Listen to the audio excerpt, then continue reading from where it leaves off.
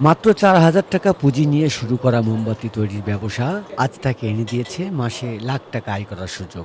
শখের বশে শুরু করলেও ইচ্ছা শক্তির জোরে অসম্ভবকে সম্ভব করে তুলেছেন ঢাকা যাত্রাবাড়ি এলাকার গৃহবধূ অনিতা জামান ঐশী। শুধু নিজের ভাগ্য পরিবর্তন নয়, ঐশী এখন এলাকার আরও কয়েকজন নারীকে স্বাবলম্বী হওয়ার পথ দেখাচ্ছেন।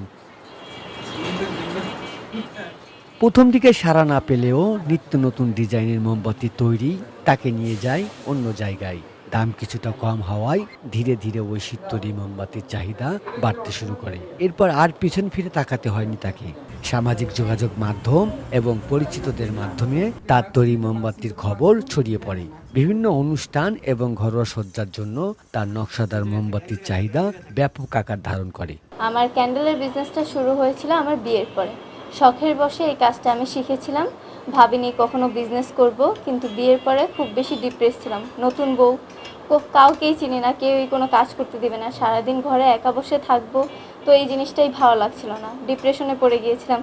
তো ওই ডিপ্রেশন থেকেই কাটিয়ে ওঠার জন্য হচ্ছে ক্যান্ডেলের বিজনেসটা আমার স্টার্ট করা। তার তৈরি বিভিন্ন ধরনের সুগন্ধি মোমবাতি, নকশাদার মোমবাতি এবং বিশেষ অনুষ্ঠানের জন্য কাস্টমাইজ করা মোমবাতির চাহিদা এখন ঢাকা ছাড়িয়ে দেশের বিভিন্ন প্রান্তে।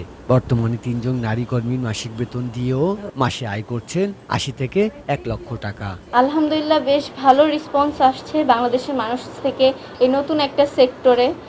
আর মাসিক আয় বলতে ৮০,০০০ থেকে ১ লাখ টাকার মতো। ঐশীর এই সাফল্য অনেক নারীর কাছে অনুপ্রেরণা।